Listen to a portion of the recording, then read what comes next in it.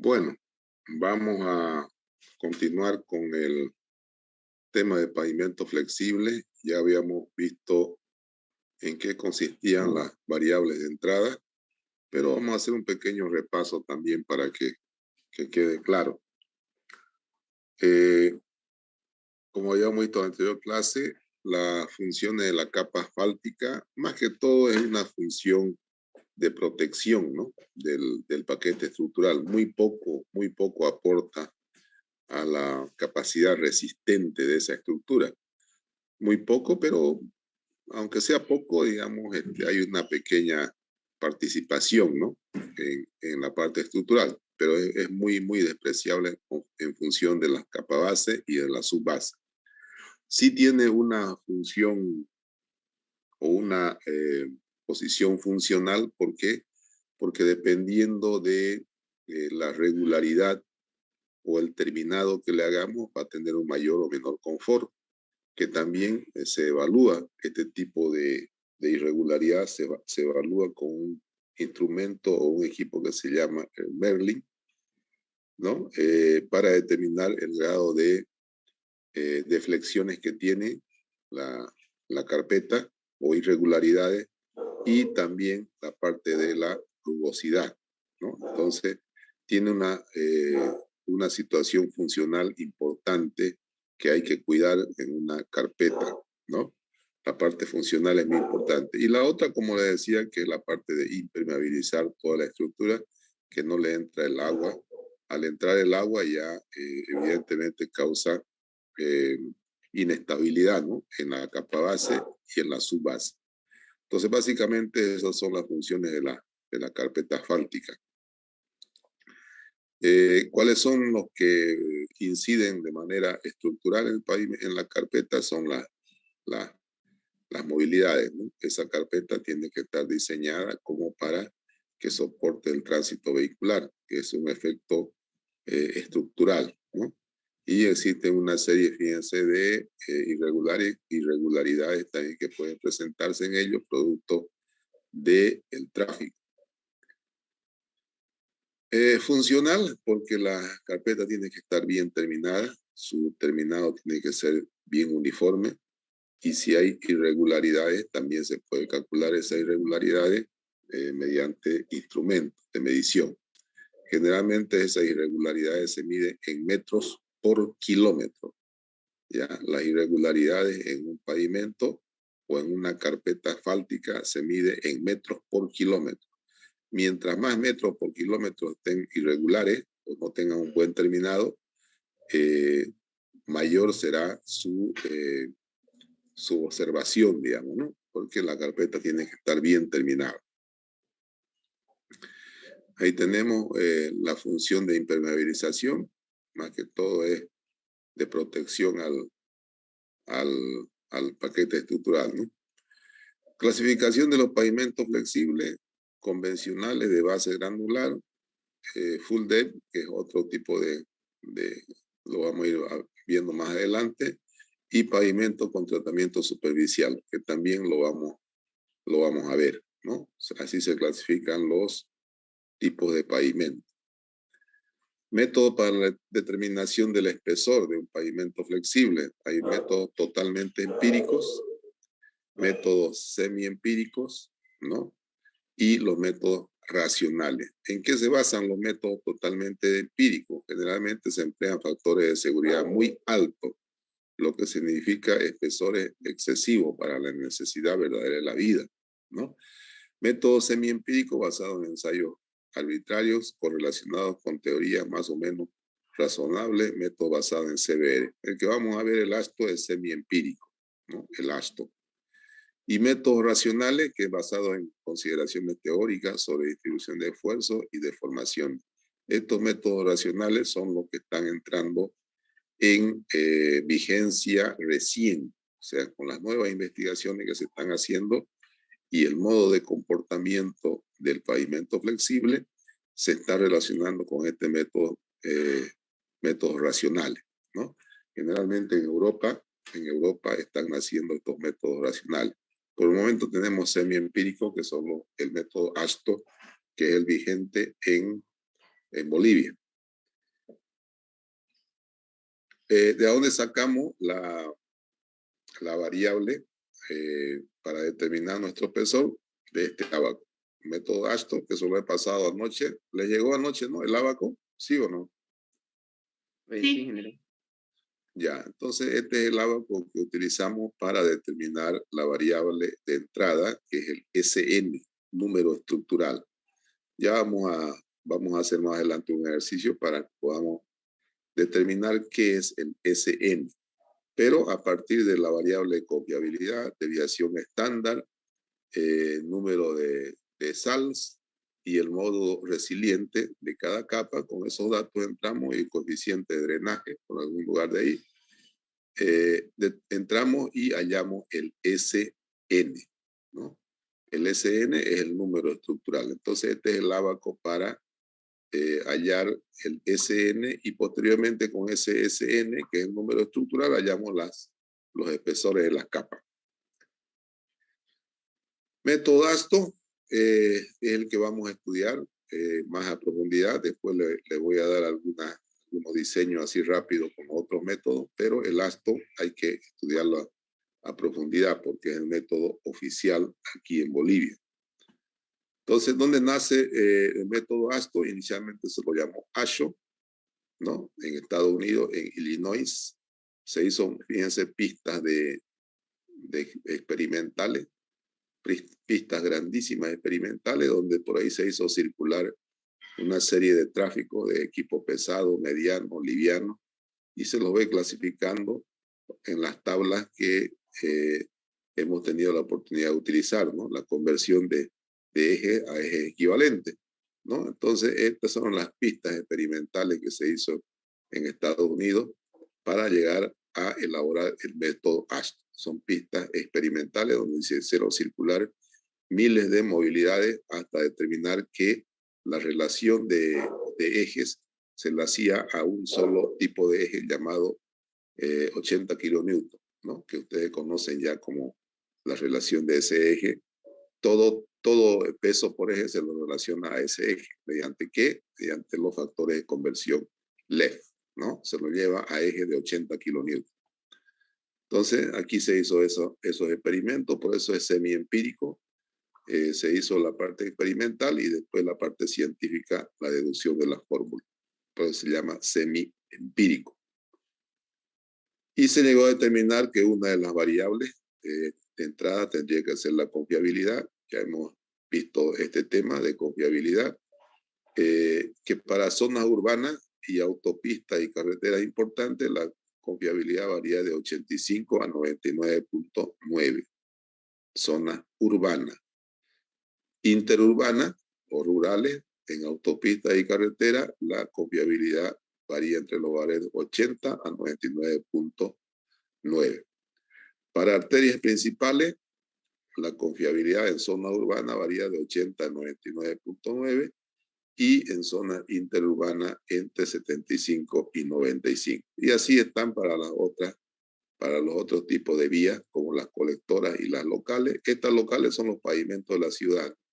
Y las colectoras vendrían a ser las radiales, ¿no? Y estas ya son carreteras, ¿no? Entonces, ahí están los distintos valores para los distintos tipos de confiabilidad que se pueda manejar a partir del tipo o la característica de la carretera. Y aquí está el R, que viene a ser la confiabilidad ZR a partir de este valor, ¿no? Para cada uno de esos valores tiene su ZR. ¿Dónde utilizamos esto? ¿Quién me dice dónde utilizamos esto? En la tabla que vimos la anterior para el pavimento de río. En la tabla y también en la fórmula, ¿no? Sí. En la fórmula también utilizamos esto. Desviación estándar, aquí lo clasifica más explícito. Construcción nueva, pavimento flexible entre 40 y 50. La media, 0,45. Rígido entre 0,40 y 0,30 y 0,40 para construcción nueva. Entonces la media 0,35 de desviación estándar para pavimento flexible. Para sobrecarpeta, ¿cuáles son las sobrecarpetas? Las sobrecarpetas son aquellas que se pone encima del pavimento rígido, que es otra carpeta de hormigón encima del pavimento flexible, que puede ser flexible o puede ser rígido, ¿no? Dentro de una de las posibilidades que hay cuando una vía ya se deteriora en cuanto a su calidad, en este caso la carpeta asfáltica, se puede colocar una nueva carpeta, ya sea flexible o ya sea rígida, ¿no? Entonces, para esa sobrecarpeta en flexible se puede tomar una desviación estándar de 0,50 y en rígido se puede tomar una desviación estándar de 0,40. Todo el tránsito se lo lleva a un eje equivalente, ¿no? Eso es equivalente, es un eje de 80 kilonewtons. Todo el tránsito ustedes ya han podido convertir, todo el tránsito que ustedes levantaron en, voy a hacer ingresar a esta gente que entró tarde. Yo no sé por qué lo hacen. Todo eso, ese tráfico que ustedes levantaron, lo llevamos todo a eje de 80 kilonewtons. O ESALs, que hemos visto que ustedes han calculado los ESAL, ¿no? ¿Qué son los ESAL? Son cantidad de eje equivalente de 80 kilonewtons. Ese es un ESAL, ¿ya? Entonces, no se olviden nunca que todo tráfico lo llevamos a carga de 80 kilonewtons para hacer nuestro diseño. También utilizamos el módulo resiliente, que tiene una fórmula que relaciona con las variables en los meses del año, ¿no? Ya lo vamos a ver más adelante, esto del módulo resiliente. ¿Qué es el módulo resiliente? ¿Quién me puede decir? Por decirlo así, es la tensión que admite el suelo. Sí, es algo parecido. Lo pueden medir en kilogramos por metro cuadrado o kilogramos por centímetro cuadrado. Es una especie de tensión del suelo, pero tiene la particularidad de que el módulo resiliente se lo calcula para fuerzas dinámicas y para fuerzas estáticas, ¿no? Y las más apropiadas para este tipo de diseño son las fuerzas dinámicas. ¿Por qué? Porque el comportamiento del suelo es ese, ¿no? Está soportando cargas dinámicas. El paso de las movilidades son cargas dinámicas. Entonces, el módulo resiliente se lo puede calcular para cargas dinámicas o para cargas estáticas. Los dos equipos están en el laboratorio de ingeniería civil, ¿no? Si ustedes van ahí y lo pueden apreciar el equipo para el cálculo de módulo resiliente. En cambio, esta es la ventaja con relación al CBR. El CBR, ustedes saben que es una carga estática, ¿no? La que se determina cuando ustedes introducen y hacen la penetración. En cambio, aquí son cargas dinámicas en el caso del módulo resiliente en condiciones dinámicas. Y el módulo resiliente en condiciones estáticas también se la puede calcular. Y como tal, hay una relación entre el módulo resiliente dinámico y el CBR. También hay una correlación. Eso la voy a mostrar la tabla más adelante. Es decir, que si ustedes saben el valor del CBR de un suelo, pueden calcular su módulo resiliente para hacer la conversión. Hay correlación, ¿ya? Entonces son resistencia por área. Y la fórmula de cálculo, ya hemos visto en la anterior clase, está. Fíjense, aquí está el ZR que se calcula a partir de la confiabilidad, ¿no? ¿Sí? Aquí está el ZR.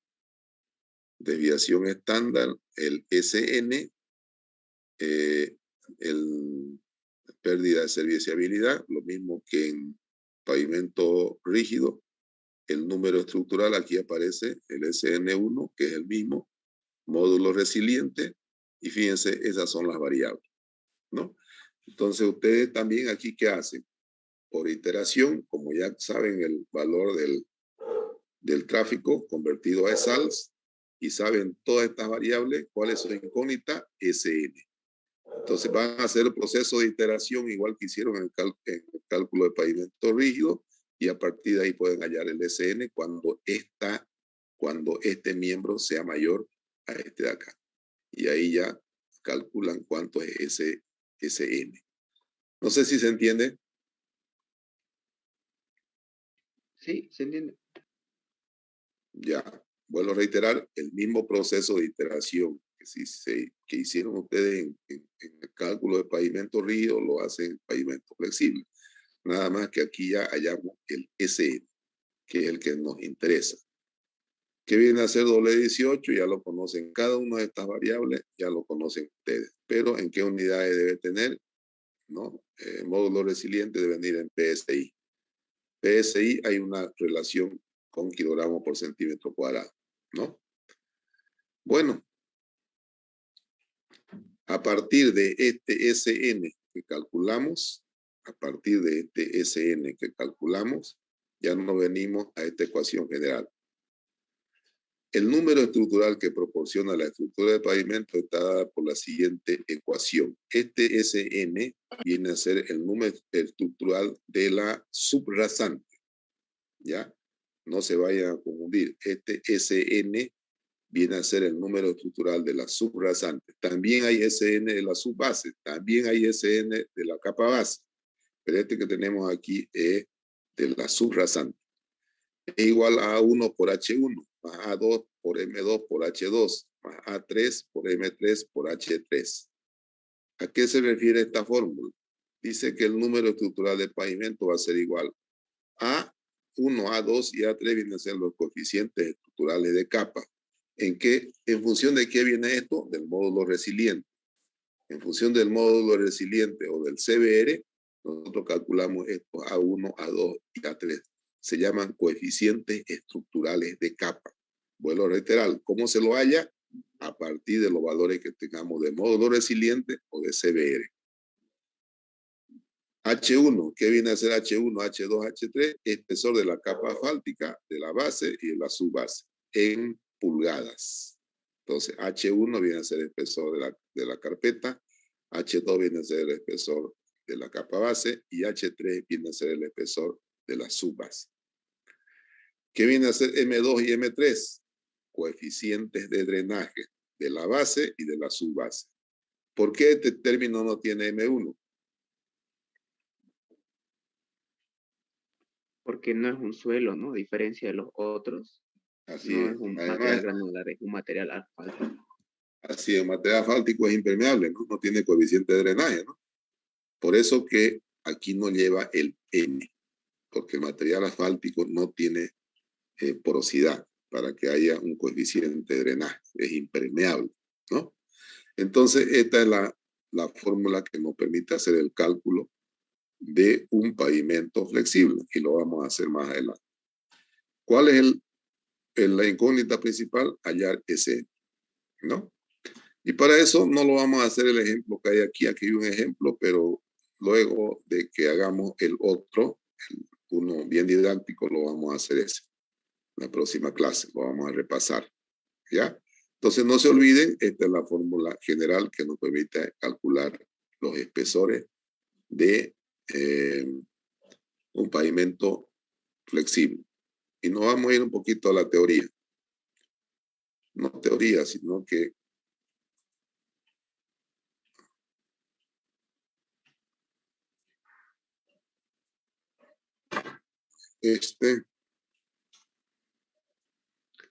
viene a ser el otro.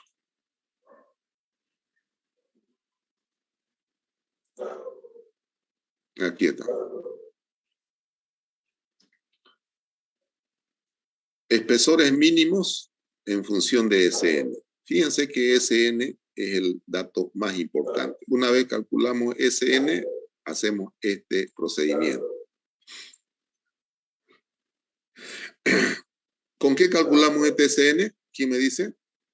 Era con la fórmula general. Ya, ¿con la fórmula o con qué también? Con ábacos. Con el ábaco, ya. Entonces ya hemos calculado el SN, sea con la fórmula o sea con el ábaco, que ahorita lo vamos a hacer en un ejercicio. Pero para que se entienda, ya hemos calculado el SN, sea con la fórmula o sea con el ábaco, y hacemos este procedimiento. Esta metodología se basa en el concepto de que las capas granulares no tratadas deben estar protegidas de tensiones verticales excesivas que le producirán deformaciones permanentes. El proceso está indicado en la figura 8.3.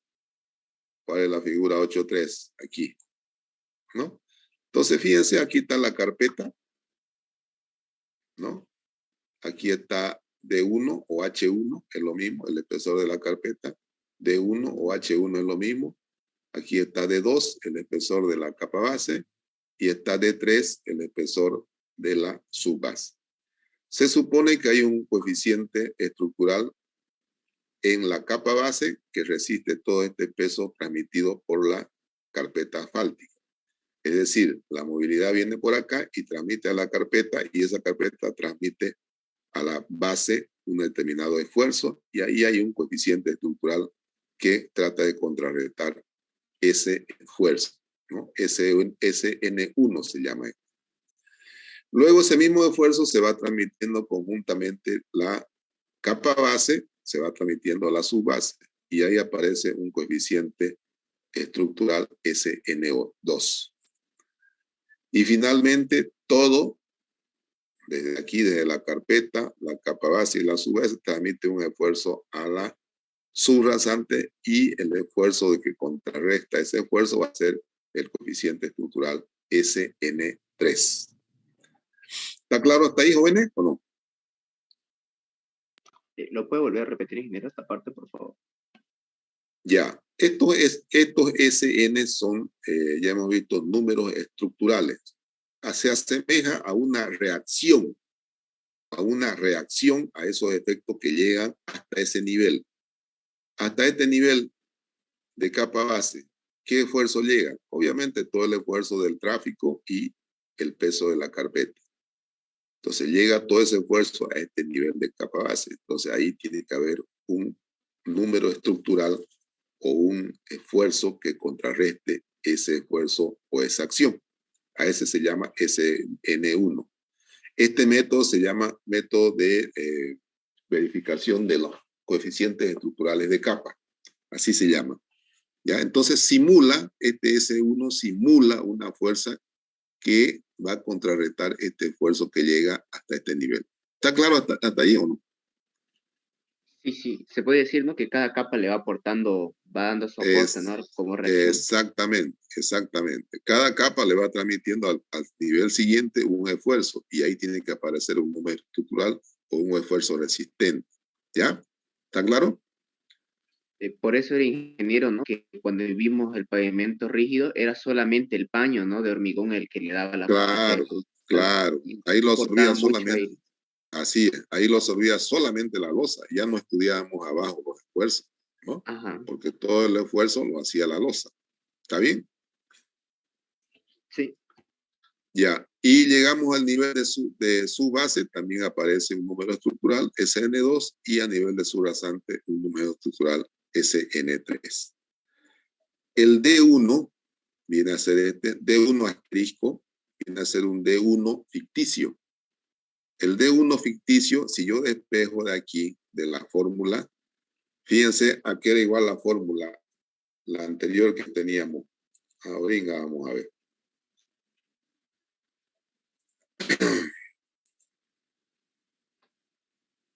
Este, podríamos decir que, fíjense, a ver, vamos a apartando un poquito para allá.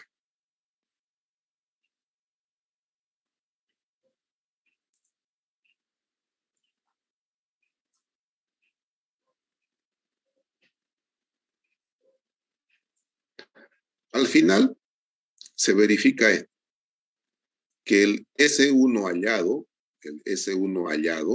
¿no? Mediante esta expresión, más S2, o sea, el número estructural correspondiente a la carpeta, más el número estructural correspondiente a la capa base, más el número estructural correspondiente a la subbase, tiene que ser mayor o igual al número estructural de la subrasante. Esta ecuación debe cumplirse para verificar que el diseño esté bien.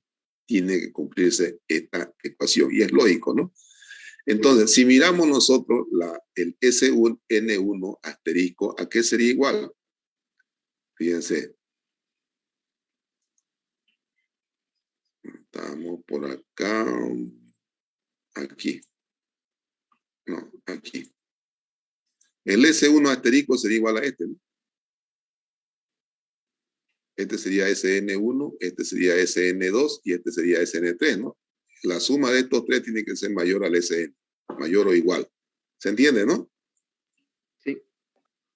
Ya, entonces el SN1 vendría a ser este término, el SN2 vendría a ser este término y el SN3 asterisco vendría a ser este término. Bueno, eso es lo que estoy haciendo aquí. Vamos a ver aquí. Si despejo D1 va a ser igual a, fíjense que el SN1 era igual a D1 por A1. Aquí no hay M. En el primer término no había M. Entonces el D1 va a ser mayor o igual que el S1 sobre A1. El SN1, despejando de acá, asterisco va a ser igual, este pasa a multiplicar al A1 por D1. Y eso tiene que ser mayor al SN1 de la capa base, ¿no? El D2 es igual a SN2 menos SN1. El D2, este de acá, viene a ser a este SN2 menos SN1, pues, es este tramo de aquí. Fíjense, D2 es igual a SN2 menos SN1 sobre A1 por M2. Ahí ya tiene coeficiente de drenaje. Vuelvo a reiterar, el D2 es igual, este espesor es igual, como si estuviéramos restando SN1 o SN2, perdón, SN2 menos el S1, N1 me da este espesor acá. SN2 menos SN1 sobre A2 por M2. No sé si está claro. Sí, ¿se entiende? Ya. Donde el SN1 más el S menos el SN2, SN1 más SN1 más SN2 mayor a SN2. Fíjense el D3, este espesor D3. ¿A qué va a ser igual? Al SN3, que es este, menos la suma de estos dos. SN1 más SN2. No, me da este espesor aquí. Sobre A3 por M3. ¿Ya? Estas son las ecuaciones fundamentales para el diseño. Y vamos a hacer un ejemplo más adelante para que se entienda. A ver.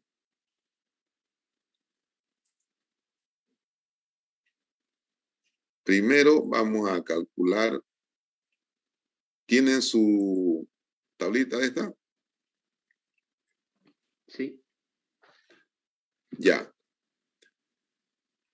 Calculen para este tráfico 5 por 10 a la 6 de sal, confiabilidad 95%, desviación estándar 0.35, módulo resiliente 5000 PSI, delta PSI 1.9. ¿Cuál es el delta PSI? Es la diferencia, ¿no?, de la serviciabilidad inicial menos la serviciabilidad final. Y calculamos el SN. Este SN viene a ser el número estructural de qué capa? De la capa asfáltica, de la capa base y la subbase. Ah, perdón, Ya, vamos a hacer este ejemplo. Vamos a hacer este ejemplo. A ver, anótense, o lo tienen ustedes en su hoja, ¿no? ¿Sí? Sí. Calcular este paquete estructural en base al criterio de espesores mínimos, siendo, dice, la serviciabilidad 90%, desviación estándar 35, el W18, 10 por 10 a la 6, y el delta PSI 2. Fíjense que el módulo resiliente para el concreto asfáltico es de 400.000 PSI o 2.760 megapascal, ¿no? A1, coeficiente de drenaje el coeficiente estructural de la carpeta 0.42, coeficiente de drenaje, ¿cuánto sería? 1, bueno, para que no afecte y no tenga coeficiente. Fíjense que el primer término no tiene coeficiente de drenaje, entonces le pone 1. Base de piedra partida, esta es la capa base. Tiene un módulo resiliente de 30.000 PSI, tiene un coeficiente estructural de 0.14, tiene un coeficiente de drenaje 0.80. Y su base granular tiene un módulo resiliente de 14.000 PSI, tiene un coeficiente estructural de 0.10 y tiene un coeficiente de drenaje de 0.70. Y la subrasante tiene un módulo resiliente de 5.000. A ver, hagan la prueba, sáquenme primero el SN, ¿cuánto da? Váyanse a la tabla. ¿Con qué empiezan? A ver, quiero que todos vayan a la tabla. Con la confiabilidad. Confiabilidad, ¿cuánto es la confiabilidad? ¿Qué le he dicho? 90%. Ya, váyanse con el 90 aquí de confiabilidad. Aquí sería. Desviación estándar. 0.35. ¿Cuánto? 0.35. Es la misma. Ya, es la misma, ¿no? Y vénganse hasta la línea de paso. ¿Cuánto es el W18? 10 por 10 a la 6. Aquí estaríamos, pues, 10 por 10. Se viene hasta aquí más o menos, ¿no? Y módulo resiliente, estamos hablando de la subrasante, ¿no? ¿Cuánto es el módulo resiliente de la subrasante? 5.000. 5.000. Y esto viene a ser la pérdida de serviciabilidad, esta línea. Y hasta ahí tienen que irse y de ahí bajar ya para saber el número estructural.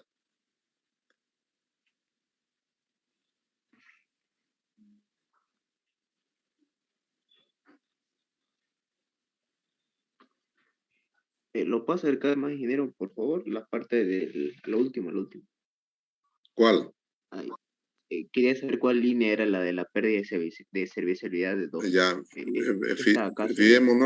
fijémonos aquí cuál es la pérdida de serviciabilidad. Pérdida de serviciabilidad 2. ¿No? Entonces se van aquí y sería esta línea de acá, esa. Ahí y después bajan para saber el SN.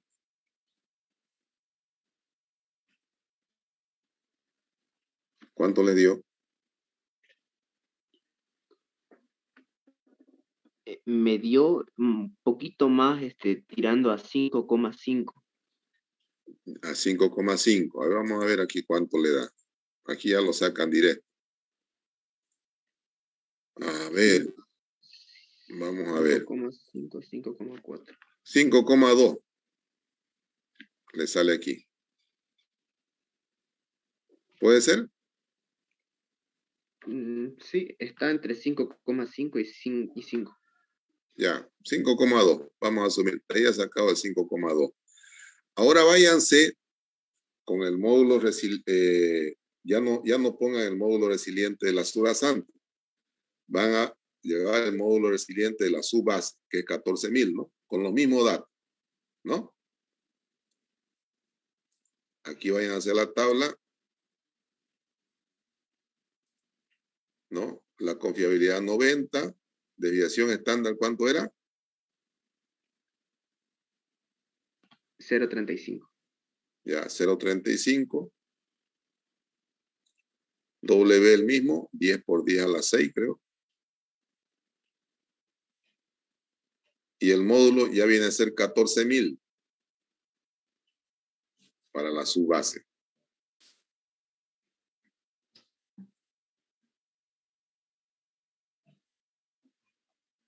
Y la pérdida de serviciabilidad la misma, ¿no? 2, viene a ser esta línea de acá. ¿Cuánto les da? A ver. Me sale 4,5. Perdón, 3, no, 3,5, perdón. Ya, 3,5. Vamos a ver cuánto le salió aquí. Aquí está, 3,8. ¿No? El SN2. Ya, está cerca. Ahora vámonos con el S1, N1, pues es de la capa base, 30.000 de módulo resiliente. Vámonos aquí, los mismos datos, pero ya el módulo resiliente está por acá, ¿no? Aquí, 30.000. A ver cuánto da. La pérdida de serviciabilidad, lo mismo, 2.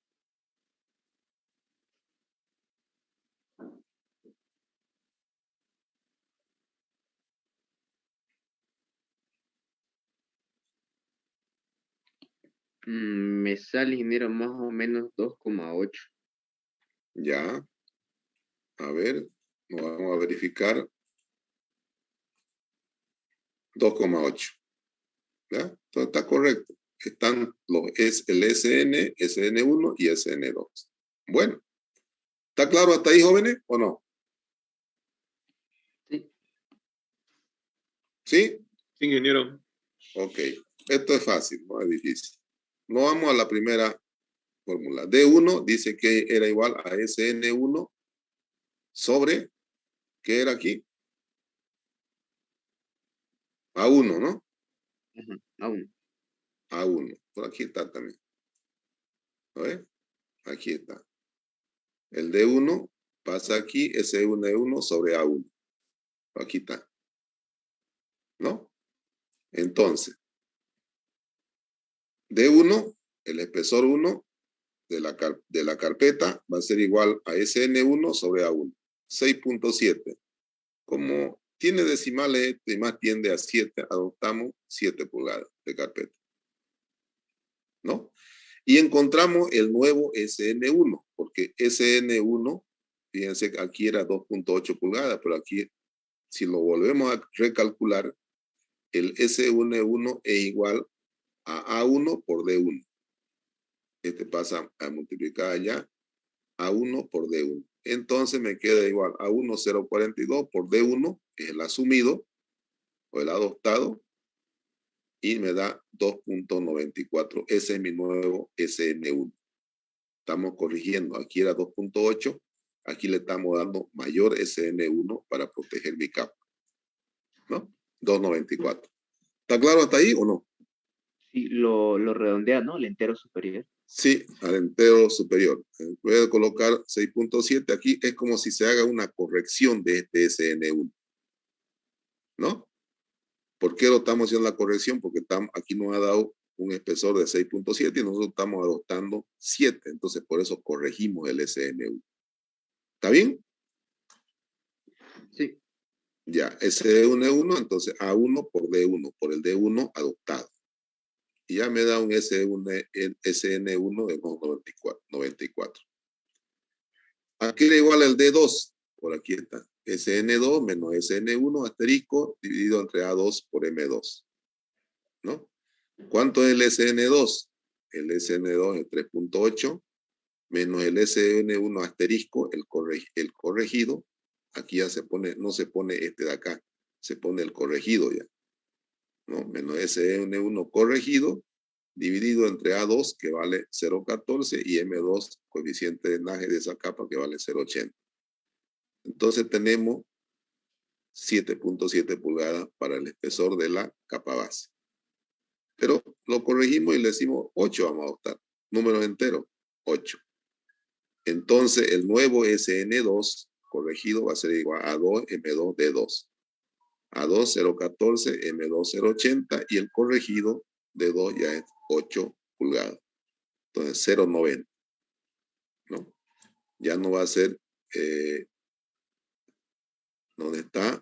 0,90. El SN2. El SN1, 294. ¿Cuánto da esta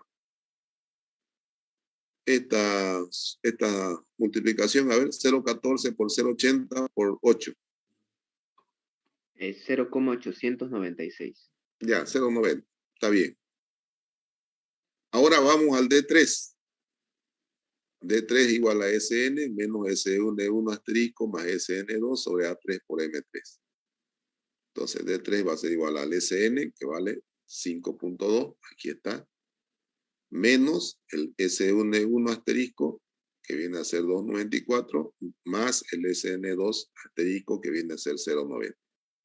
Dividido entre A3 por M3. A3, 0.10, M3, coeficiente de drenaje, 0.90. Entonces me da 19.14 pulgadas el D3. Fíjense, carpeta menos, este un poquito más de la capa base y este mucho más de la subbase. Entonces adoptamos 20 pulgadas. Estamos adoptando 7 pulgadas para la carpeta, 8 pulgadas para la subbase. ¿Cuánto es 8 pulgadas? Multipliquen a ver. Unos 20 centímetros, 20 20,32. centímetros. Más o menos esa es lo que se pone de subbase. ¿Y cuánto es 20 pulgadas de subbase? Unos 50,8. Ya. Y 7 pulgadas viene a ser más o menos unos 15 centímetros de carpeta, ¿no? Ya vamos a ver este dato, cómo se maneja.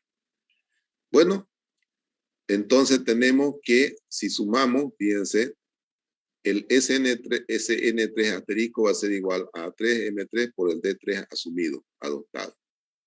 Entonces el SN3 va a ser igual a 1,40. Después hemos dicho en la fórmula que SN1 asterisco más SN2 asterisco más SN3 asterisco tiene que ser mayor o igual que SN, ¿no? Que este de acá. Entonces sumamos, fíjense, y nos da 5,24. 5,24 es mayor que 5,20. Tiene que verificarse esto para que nosotros estemos tranquilos que estos datos son correctos. ¿Ya? Esto tienen que verificar ustedes siempre. Siempre esto, la suma de estos SN tiene que ser mayor al SN general de la subrasante. ¿No? Siempre tiene que ser mayor o en todo caso igual. ¿No? El método arriba descrito se conoce también como diseño por verificación por capa. Diseño con verificación por capa se llama todo este diseño que hemos hecho aquí. ¿Ya? Entonces, ¿cuánto asumimos? 7, 8 pulgadas. Y ustedes me dirán, pero 7 pulgadas es mucho para una carpeta. Sí, sí y no, digamos, ¿no? Sí, por el hecho de que no le vamos a poner una carpetota si sabemos que ese no es su función estructural. La función estructural es de la subbase y de la capa base. Entonces, ¿qué hago yo como diseñador final? ¿Qué puedo hacer? A ver, ayúdenme.